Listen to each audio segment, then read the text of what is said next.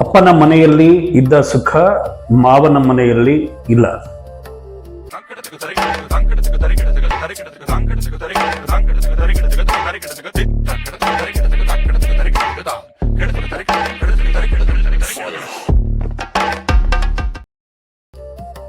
Real life ವೇದಿಕೆಗೆ ಸ್ವಾಗತ. ಅಪ್ಪನ ಮನೆಯಲ್ಲಿ ಹೆಣ್ಮಕ್ಳು ತುಂಬಾ ಸುಖವಾಗಿ ಬೆಳೆದಿರ್ತಾರೆ, ಅಥವಾ ತಂದೆ ಆಗ್ಬೋದು, ತಾಯಿ ಆಗ್ಬೋದು, ತುಂಬ ಜೋಪಾನ ಮಾಡಿ ಹೆಣ್ಮಕ್ಳನ್ನ ಬೆಳೆಸಿರ್ತಾರೆ. ಮದುವೆ ಆದಮೇಲೆ ಅಪ್ಪನ ಮನೆಗೆ ಹೋಲಿಸಿದ್ರೆ ಮಾವನಲ್ಲಿ ತುಂಬ ನೋವಲ್ಲಿರ್ತಾರೆ, ತುಂಬ ದುಃಖದಲ್ಲಿರ್ತಾರೆ, ತುಂಬ ಕಷ್ಟದಲ್ಲಿರ್ತಾರೆ. ತುಂಬ ಜನ ಹೇಳ್ಕೊಳಕ್ಕಾಗೋದಿಲ್ಲ, ಅಥವಾ ತುಂಬ ಜನ ಹೇಳ್ಕೊಂಡ್ರು ಕೂಡ ಏನು ಪರಿಹಾರ ಆಗಿರೋದಿಲ್ಲ. ತಂದೆ ತಾಯಿಗಳು, ಗೊತ್ತಾಗಿರೋ ತಂದೆ ತಾಯಿಗಳು, ಮಗಳು ತುಂಬಾ ನೋವಲ್ಲಿದ್ದಾಳೆ, ಇದಕ್ಕೇನಾದ್ರು ಒಂದು ಪರಿಹಾರ ಮಾಡಬೇಕು ಅಥವಾ ಏನಾದ್ರು ಒಂದು ಸೊಲ್ಯೂಷನ್ ಇದೆಯಾ ಅಂತ ಜ್ಯೋತಿಷಿಗಳನ್ನ ಮೀಟ್ ಮಾಡಿರ್ತಾರೆ, ನ್ಯೂಮರಾಲಜಿ ಅವ್ರನ್ನ ಮೀಟ್ ಮಾಡಿರ್ತಾರೆ. ಮದುವೆ ದಿನಾಂಕ, ಮದುವೆ ಮಾಡಿದ ಗಳಿಗೆ, ಜಾತಕಗಳು, ಗಣಕೂಟಗಳು, ಇದನ್ನೆಲ್ಲ ಮತ್ತೆ ಮರುಪರಿಶೀಲನೆ ಮಾಡ್ತಾರೆ. ಎಲ್ಲಿ ಯಾವ ರೀತಿಯಲ್ಲಿ ಎಡವಟ್ಟಾಗಿದೆ, ಏನಾಗಿದೆ, ಸಮಸ್ಯೆ ಆಗಿದೆ ಅಂತ. ಮದುವೆ ಮಾಡಿಸಿರೋ ಪುರೋಹಿತರು ಮತ್ತೆ ಪಂಡಿತರು, ಜ್ಯೋತಿಷಿಗಳು ಜಾತಕನೆಲ್ಲ ಚೆಕ್ ಮಾಡಿ, ಗಣಕೂಟಗಳನ್ನ ಹೋಲಿಕೆ ಮಾಡಿ ತುಂಬಾ ಚೆನ್ನಾಗಿದೆ, 32, 34 ಗಣಕೂಟಗಳು ಎಲ್ಲ ಹೋಲಿಕೆ ಬಂದಿದೆ, ಮದುವೆ ಮಾಡಬಹುದು ಅಂತ ಹೇಳ್ತಾರೆ. ಯೋನಿಕೂಟ ಸರಿ ಇರುತ್ತೆ, ಗಂಡಕೂಟಗಳಲ್ಲಿ ಯಾವುದೇ ವ್ಯತ್ಯಾಸ ಇರಲ್ಲ, ಎಲ್ಲನೂ ಸರಿಯಾಗಿರುತ್ತೆ. ಆದರೆ ಮದುವೆ ನಂತರ ಮದುವೆ ಆಗಿರೋ ಹುಡುಗಿ ತುಂಬಾ ನೋವಲ್ಲಿ ಜೀವನ ಮಾಡ್ತಿರ್ತಾಳೆ. ಯಾಕೆ? ತಂದೆ ತಾಯಿಗಳು ತಪ್ಪ, ಅಥವಾ ಮದುವೆ ಮಾಡಿಸಿರೋರು ತಪ್ಪ, ಮತ್ತೆ ಗಂಡನ ತಪ್ಪ, ಅಥವಾ ಹೆಣ್ಣು ಮಗುವಿನ ತಪ್ಪ? ಯಾವ ತಪ್ಪಿಂದ ಈ ಹೆಣ್ಣು ತುಂಬಾ ದುಃಖದಲ್ಲಿ, ಮಾವನ ಮನೆಯಲ್ಲಿ ತುಂಬಾ ದುಃಖದಲ್ಲಿ ಜೀವನ ಕಳೀತಾ ಇದ್ದಾಳೆ, ಜೀವನ ಮಾಡ್ತಾ ಇದ್ದಾಳೆ? ನನ್ನ ಬಳಿ ಬಂದಂತ ಸಾಕಷ್ಟು ಹೆಣ್ಮಕ್ಳುಗಳು, ನನ್ನ ಗಂಡ ನನ್ನನ್ನ ಯಾಕೋ ತುಂಬಾ ನೆಗ್ಲೆಕ್ಟ್ ಮಾಡ್ತಾ ಇದ್ದಾರೆ, ತುಂಬಾ ಉದಾಸೀನ ಮಾಡ್ತಾ ಇದ್ದಾರೆ,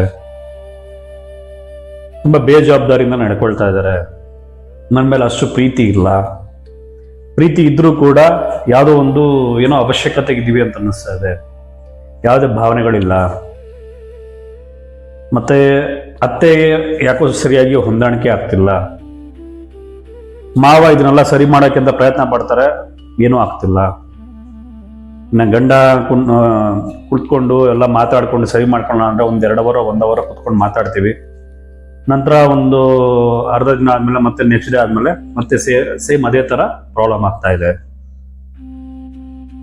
ಯಥಾ ಪ್ರಕಾರ ನೋವಿನಲ್ಲೇ ಬದುಕ್ತಾ ಇದ್ದಾರೆ. ಯಾರ ತಪ್ಪು?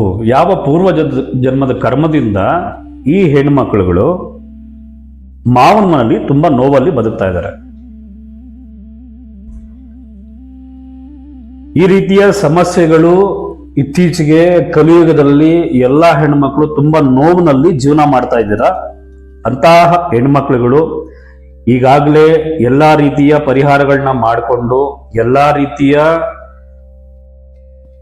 ಪ್ರಯತ್ನಗಳನ್ನ ಮಾಡಿ ಸರಿ ಮಾಡ್ಕೊಳ್ಳೋದಕ್ಕೆ ಪೂಜೆ ಪುನಸ್ಕಾರಗಳು, ಯಾತ್ರೆಗಳು, ಹೋಮಗಳು, ಪೂಜೆಗಳು ಎಲ್ಲಾ ಮಾಡಿ ಕೂಡ ಪರಿಹಾರ ಸಿಗದೇ ಇರೋರಿಗೆ ನನ್ನ ವೇದಿಕೆಯಲ್ಲಿ, ರಿಯಲ್ ಲೈಫ್ ವೇದಿಕೆಯಲ್ಲಿ ನಿಮಗೆ ಕರ್ಮ ಸಿದ್ಧಾಂತದಿಂದ ಶಾಶ್ವತವಾದ ಪರಿಹಾರವನ್ನ ತಿಳಿಸ್ಕೊಡ್ತೇನೆ.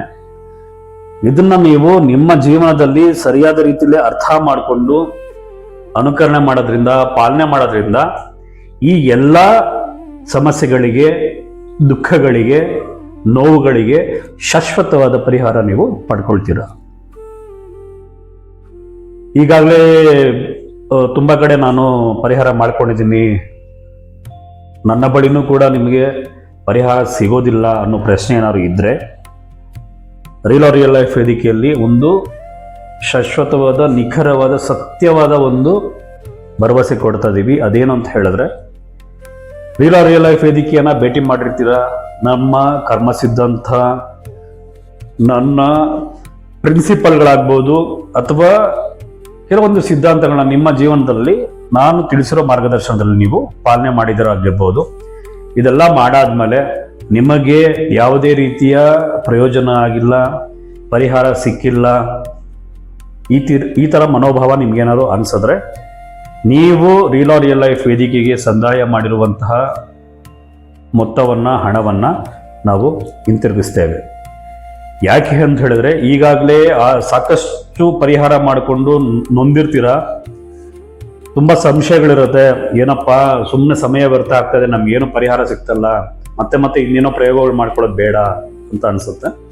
ಹಾಗಾಗಿ ಈ ರೀತಿಯ ಭರವಸೆ ನಿಮಗೆ ಶಾಶ್ವತವಾದ ಪರಿಹಾರ ಕೊಡಲೇಬೇಕು ಅಂತ ಭಗವಂತನಿಗೆ ಸಂಕಲ್ಪ ಮಾಡಿ ನಮ್ಮ ಗುರುಗಳ ಅನುಮತಿ ಪಡ್ಕೊಂಡು ರೀಲ್ ಆರ್ ರಿಯಲ್ ಲೈಫ್ ವೇದಿಕೆಯಲ್ಲಿ ನಾವು ಒಂದು ದೊಡ್ಡ ಕಲಿಯುಗದಲ್ಲಿ ಆಗ್ತಿರುವಂಥ ಸಾವಾಗ್ಬೋದು, ನೋವುಗಳಾಗ್ಬೋದು, ಹಿಂಸೆಗಳಾಗ್ಬೋದು, ಎಲ್ಲದಕ್ಕೂ ಶಾಶ್ವತವಾದ ಪರಿಹಾರ ಕೊಡಬೇಕು ಅಂತ ಪ್ರಯತ್ನ ಮಾಡ್ತಾ ಇದ್ದೀವಿ. ನಿಮಗೆ ಈ ವೇದಿಕೆಯನ್ನು ಭೇಟಿ ಮಾಡಿ ಪರಿಹಾರ ಪಡ್ಕೊಳ್ಬೇಕು, ಶಾಶ್ವತವಾದ ನೆಮ್ಮದಿಯ ಭವಿಷ್ಯ ನಿಮ್ಮದಾಗಬೇಕು ಅಂತ ಹೇಳಿದ್ರೆ ನೀವು ಈ ವೇದಿಕೆಯನ್ನು ಭೇಟಿ ಮಾಡಿ ಇಲ್ಲಿ ಕಾಣ್ತಾ ಇರೋ ಕಾಂಟ್ಯಾಕ್ಟ್ ನಂಬರ್ಗೆ ನಿಮ್ಮ ಸಮಸ್ಯೆಗಳನ್ನ ಡ್ರಾಪ್ ಮಾಡಿ ನಿಮ್ಮ ನೆಮ್ಮದಿಯ ಭವಿಷ್ಯಕ್ಕೆ ರೀಲ್ ಆರ್ ರಿಯಲ್ ಲೈಫ್ ವೇದಿಕೆ. ಧನ್ಯವಾದಗಳು.